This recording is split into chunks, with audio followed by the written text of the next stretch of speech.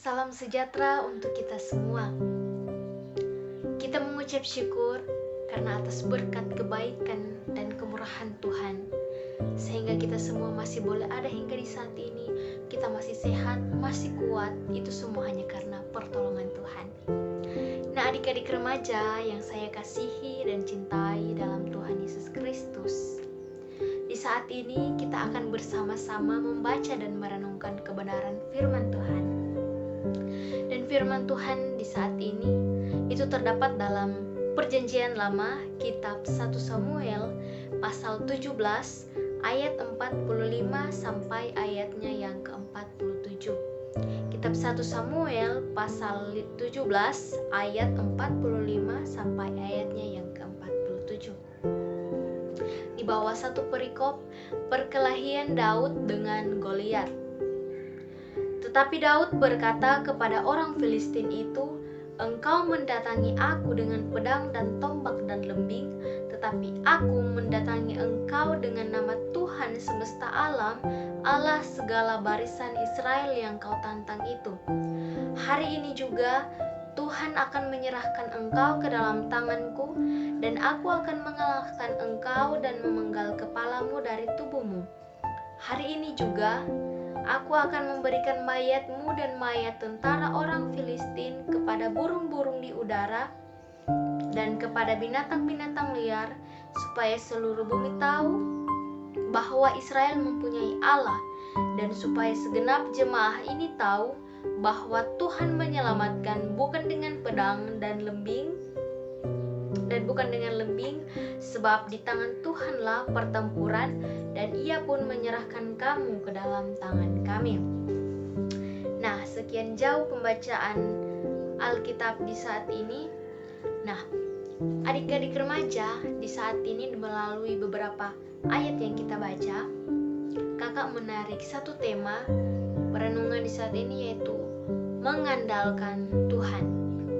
Nah, adik-adik remaja yang saya kasihi dan cintai dalam Tuhan kita Yesus Kristus, pasti bacaan di saat ini sudah tidak asing lagi kan bagi kita semua.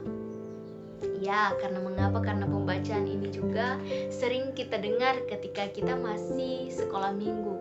Dalam ibadah sekolah minggu, kita sering mendengar cerita tentang kisah Daud dengan Goliat.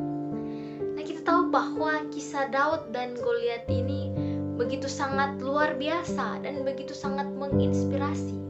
Nah, mengapa demikian? Karena ketika kita membaca satu perikop ini dari ayat 40 sampai 58, di sini menceritakan tentang perkelahian Daud dengan Goliat. Nah, kita tahu bersama bahwa Goliat itu berbadan besar, bertubuh kekar, dan juga memiliki perlengkapan senjata perang yang begitu lengkap. Begitu juga dengan tentara-tentara orang Filistin lainnya. Tapi di sini Daud yang bisa dibilang masih muda, badannya kecil, tapi bisa melawan Goliat dengan badan yang begitu besar hanya dengan ketapel. Hanya dengan batu kilangan yang diapalkan di ketapel yang kena di dahi Goliat. Nah, mungkin jadi pertanyaan bagi kita, mengapa Daud yang begitu kecil bisa mengalahkan Goliat yang badannya begitu besar dan kekar itu, yang bisa dibilang tentara top orang Filistin. Nah, kita membaca pada ayat yang ke-45 yang dikatakan oleh Daud kepada orang Filistin seperti ini. "Engkau mendatangi aku dengan pedang dan tombak dan lembing, tetapi aku mendatangi engkau dengan nama Tuhan semesta alam, Allah segala barisan Israel yang kau tantang itu." Nah, jadi dari ayat ini kita bisa melihat bahwa Daud di sini datang dia mengandalkan Tuhan. Bukan dia mengandalkan kekuatannya sendiri. Jika kita lihat dalam ayat ini, Daud mendatangi orang Filistin itu dalam nama Tuhan semesta alam. Dia mendatangi orang Filistin itu dalam nama Tuhan. Dia bukan mengandalkan kekuatannya. kehebatannya sebagai manusia, tapi dia mengandalkan Tuhan. Ini yang pertama yang dilakukan oleh Daud. Dia maju berperang itu mempersiapkan dirinya, itu yang pertama dia mengandalkan Tuhan. Nah, kita bisa lihat ketika Daud mengandalkan Tuhan, maka Goliat bisa dikalahkan dan pertempuran bisa dimenangkan oleh bangsa Israel. Nah, adik-adik remaja yang dikasihi dan diberkati oleh Tuhan kita Yesus Kristus, nah, bacaan Alkitab ini memang sangat menarik sekali. Karena jadi satu pemikiran bagi kita bahwa ketika kita mengandalkan Tuhan, maka segala sesuatunya itu akan terjadi atas kehendak Tuhan. Karena memang kalau dipikir, ketika Daud mengandalkan kekuatannya sebagai manusia, kalau kita melihat itu tidak bisa dan tidak mungkin hanya dengan batu kilangan, hanya dengan batu dan ketapel bisa mengalahkan Goliat yang badannya begitu besar, yang begitu kekar. Itu adalah hal yang mustahil jika dipikirkan dengan menggunakan akal manusia. Nah, tapi adik-adik remaja yang dikasihi dan diberkati oleh Tuhan kita Yesus Kristus, kita memiliki Tuhan yang begitu besar, Tuhan yang luar biasa. Dalam pembacaan Alkitab di sini nyata bahwa penyertaan Tuhan itu luar biasa bagi orang-orang yang selalu mengandalkan Tuhan. Goliat bisa dikalahkan oleh Daud karena Daud mengandalkan Tuhan. Tentara Filistin yang begitu banyak dan begitu lengkap persenjataannya bisa dikalahkan oleh orang Israel. Itu suatu karya, suatu hal yang sangat luar biasa. Dan juga ini bisa menjadi pelajaran bagi kita semua adik-adik remaja.